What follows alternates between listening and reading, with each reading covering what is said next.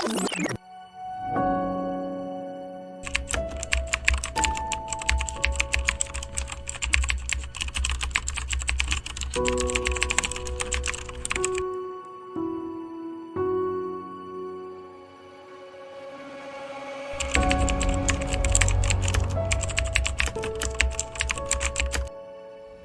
semuanya, perkenalkan nama saya Ariel Bikinia Saparna Henuk, boleh panggil saya Ariel. Saat ini saya berkuliah di Universitas Kristen Indonesia di Jakarta. Saya adalah mahasiswa merantau dari Nusa Tenggara Timur, Kupang. Saya orang Soe. Saya pernah bersekolah ketika TK dari SD, SMP di Kota Soe, Nusa Tenggara Timur, Timur Tengah Selatan. Di sana saya bersekolah, saya tinggal bersama orang tua. Kemudian pada saat saya menginjak SMA, saya melanjutkan sekolah saya di Ibu Kota Provinsi Nusa Tenggara Timur, di Kota Kupang. Di sana terdapat cukup banyak perbedaan menurut saya, karena ketika TK, SD, SMP, saya merasakan pendidikan yang waktu itu cukup sulit untuk saya akses, seperti buku ataupun mata pelajaran itu semuanya masih terpaku dari satu guru, dan bahkan satu guru bisa mengajar hingga 3 mata pelajaran. Seperti ada satu guru dia yang mengajar biologi, mereka akan mengajar matematika, kemudian bahasa Indonesia pun akan mereka rangkum. Jadi secara fasilitas sudah kurang, secara tenaga kerja pun saya merasa itu sudah kurang. Ketika lanjut ke SMA, ada beberapa yang bisa saya rasakan mungkin agak lebih bagus, tapi fasilitasnya tetap seperti buku masih tetap menurut saya itu masih sangat kurang, apalagi untuk anak SMA. Waktu itu saya cukup tertarik untuk membaca buku dengan harga yang ketika di Pulau NTT itu harga perbandingan dengan Pulau Jawa, Pulau luar itu berbedanya sangat-sangat jauh, bisa sampai beratus-ratusan ribu. Jadi untuk membaca buku kami lebih memilih lewat e-book, atau mungkin kita cari jalur-jalur yang sebenarnya ilegal waktu itu, karena kami mau membaca buku. Nah, itu sulitnya, ketimpangannya yang kami rasakan sebagai siswa-siswi di NTT. Ketika kami mau mengakses sesuatu, cenderung siswa-siswi yang di Pulau Jawa lebih gampang untuk bisa merasakan fasilitas yang lebih elit daripada kami yang di sana. Akhirnya waktu itu saya dan teman saya memilih untuk lewat jalur-jalur yang atau kita bertambah uang untuk bisa membeli satu buku, kemudian dibacanya secara bergantian. Kalau untuk tenaga kerja ketika SMA sudah cukup membaik, karena tenaga kerja di Kota Kupang lebih sedikit banyak dibanding di pulau-pulau di luar NTT, di luar Kupang. Yang saya rasakan di Soe waktu itu seperti yang tadi saya bilang, guru-gurunya cukup sangat terbatas untuk tenaga kerja. Kemudian untuk ekonomi juga terasa. Transportasi, saya ketika SMP saya punya teman-teman yang bahkan mereka itu harus naik, kalau di tempat kita namanya pick up, karena mereka tinggalnya di desa yang jarak dari sekolah ke mereka tuh bisa berpuluh-puluh kilo. Perjalanan bisa 1 jam, dan itu melintasi gunung. Kadang mereka dari desa-desa yang kalau misalnya ada hujan atau apapun mereka bisa terkendala untuk bisa datang ke sekolah. Itu teman-teman saya, bahkan ada yang memilih untuk tinggal di asrama karena mereka kesusahan untuk mengakses perjalanan ke sekolah. Namun ketika SMA, transportasi banyak teman saya yang di sana mungkin mereka kos dan mereka naiknya angkutan umum. Saya pun juga salah satu yang naik angkutan umum, dan saya tinggal bersama keluarga di Kota Kupang. Jadi ketika SD, SMP, SMA, metode pelajaran seperti yang saya bilang, karena tenaga kurang, akhirnya banyak guru yang harus merangkup beberapa mata pelajaran jadi satu. Dan itu menurut saya kurang efisien. Kenapa? Karena ada guru yang mungkin memang dia secara matematika dia oke, tapi ketika dia mengajar bahasa Indonesia atau mungkin kimia atau fisika, itu mereka kurang di bidang mereka, kurang menguasai itu. Jadi akhirnya kami sebagai siswa-siswi pun kurang merasakan keefektifan dari pembelajaran itu. Namun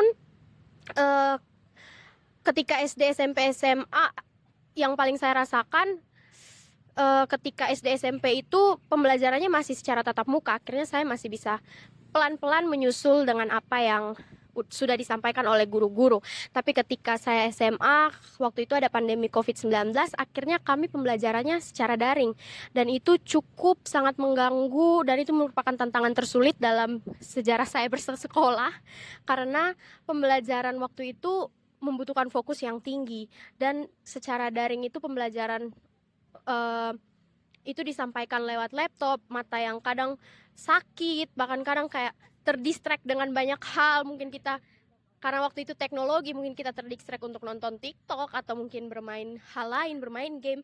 Akhirnya menurut saya pembelajaran daring kurang efektif karena banyak siswa-siswi yang kurang fokus untuk mendengarkan apa yang guru sampaikan. Guru pun juga sulit mengekspresikan apa yang ingin mereka sampaikan, menyampaikan apa yang ingin mereka sampaikan ketika mereka memberikan pembelajaran. Jadi menurut saya itu tantangan terbesar ketika pandemi, karena pembelajaran daring sangat-sangat tidak efektif untuk siswa-siswi di sana untuk mendapatkan apa yang dimaksudkan dari guru, apa yang ingin disampaikan oleh guru tidak tersampaikan dengan baik.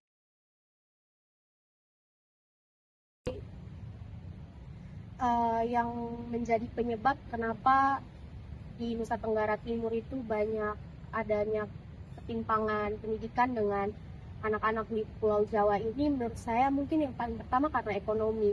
Karena di sana ekonomi di NTT itu termasuk masih cukup rendah untuk kalangan di Pulau Indonesia, yang akhirnya banyak anak-anak yang tertekan, yang merasa kayak mereka belajar itu nanti deh, mendingan cari kerja dulu, mendingan mereka merasa lebih penting untuk menyelamatkan hidup mereka, karena untuk memikirkan besok makan apa saja itu lebih baik daripada mereka harus memikirkan PR apa itu. Jadi menurut saya itu adalah salah satu penyebab utama, karena ekonomi di Indonesia itu juga di seluruh pulau tidak merata. Nah, NTT juga merasakan itu. Banyak orang tua yang belum mampu secara finansial untuk bisa menyekolahkan anak-anak mereka. Akhirnya anak-anak mereka juga merasa mereka bertanggung jawab sendiri atas hidup mereka. Mereka terpaksa mandiri untuk menjalani kehidupan mereka, yang akhirnya mereka memilih untuk lebih baik mereka kerja, lebih baik mereka memikirkan apa yang harus mereka makan besok daripada memikirkan pelajaran mereka. Mungkin ada beberapa anak yang terdorong untuk belajar dan akhirnya bisa mendapatkan hidup yang lebih layak, tapi masih banyak sumber daya manusia di NTT yang memikirkan bahwa lebih baik memikirkan apa yang harus dimakan besok, apa yang harus dilakukan besok agar mereka bisa mendapatkan sesuap makanan. Itu yang menurut saya paling menjadi alasan kenapa di NTT itu adanya ketimpangan pendidikan, karena orang tua secara finansial belum bisa untuk membiayai anak-anak mereka. Itu salah satu.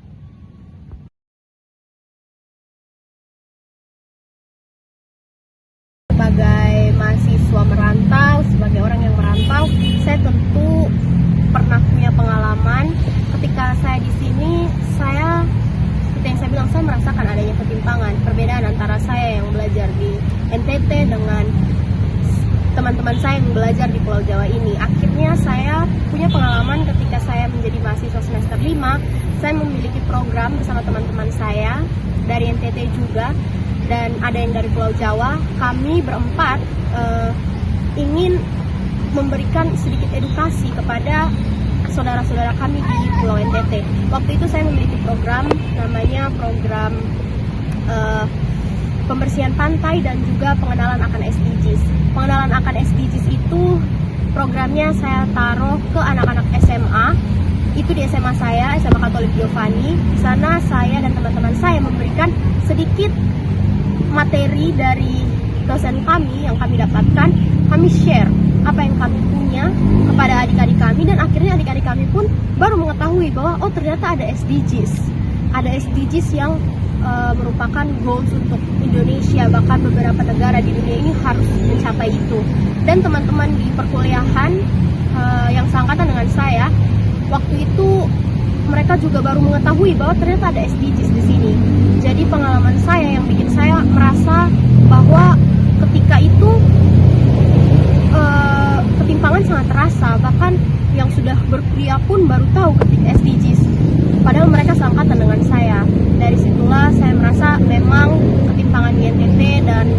Jawa sangat-sangat terasa, dan akhirnya pelan-pelan anak muda sekarang juga sudah mulai perlahan untuk mencari tahu. Dari situ teman-teman saya juga akhirnya mereka mengetahui, dan mereka kayak saling membagi informasi dengan kami sesama mahasiswa-mahasiswi, sesama mungkin adik-adik kelas kan di SMA. Akhirnya mereka memberikan informasi satu sama lain, dan akhirnya mereka bisa mendapatkan akses yang sama dan mencari tahu, seperti itu.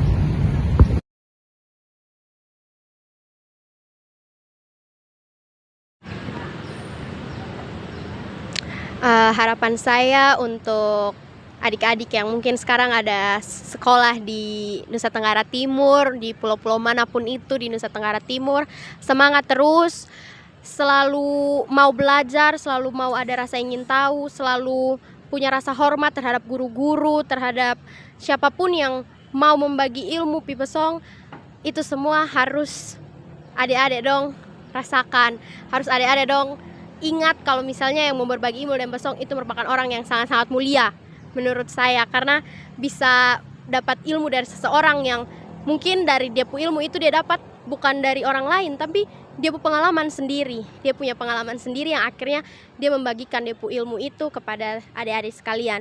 Terus solusi dari saya yang mungkin di sini ada dong, punyalah rasa ingin tahu, punyalah rasa tanggung jawab, karena masa depan kalian semua itu ada di tangan kalian sendiri.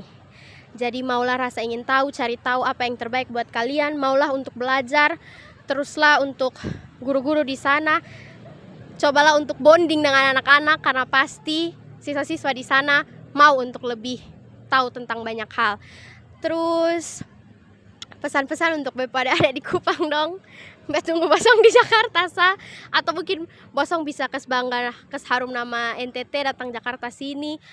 Pokoknya datanglah ketong kenal NTT. Kalau misalnya anak-anak NTT tuh luar biasa bagus, anak NTT dong tuh luar biasa berilmu, berpendidikan, pokoknya anak NTT tuh keren, dan Be percaya itu. Be selalu percaya anak-anak NTT dong pasti keren.